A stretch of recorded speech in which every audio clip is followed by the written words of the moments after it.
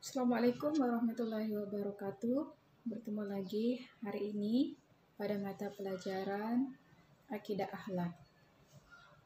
Jadi anak-anakku sekalian, sebelum kita belajar atau memulai pelajaran pada hari ini, silakan berdoa terlebih dahulu.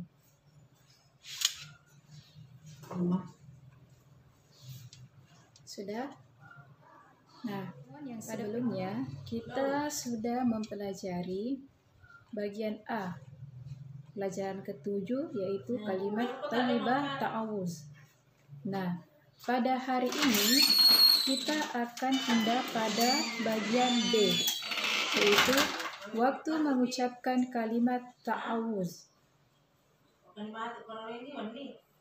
Untuk melihat materinya pada e-book yang pernah Ibu kirimkan, silahkan buka pada halaman 52. Kita dianjurkan mengucapkan ta'awuz pada saat yang pertama ketika akan memulai membaca Al-Quran, sebagaimana firman Allah Subhanahu wa Ta'ala dalam surat An-Nahl ayat 98,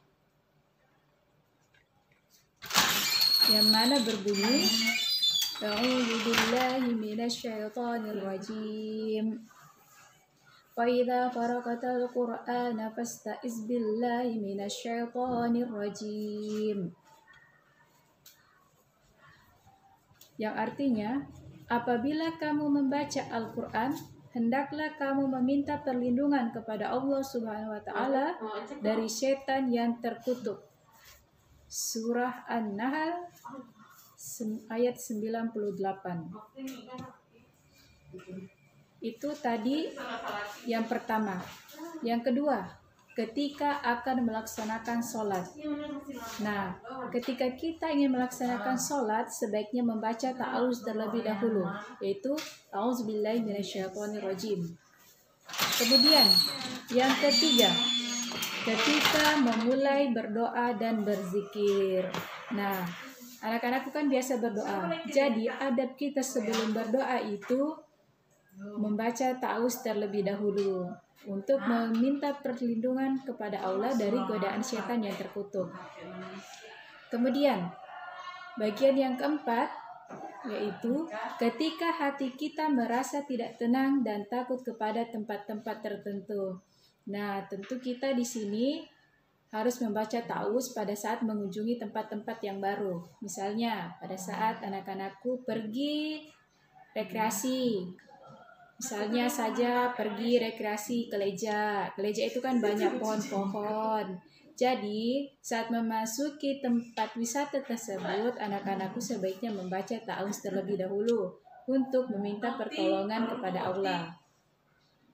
Nah, yang kelima, sebelum kita melakukan kebaikan seperti ketika akan berwudu dan tidur agar terhindar dari godaan setan.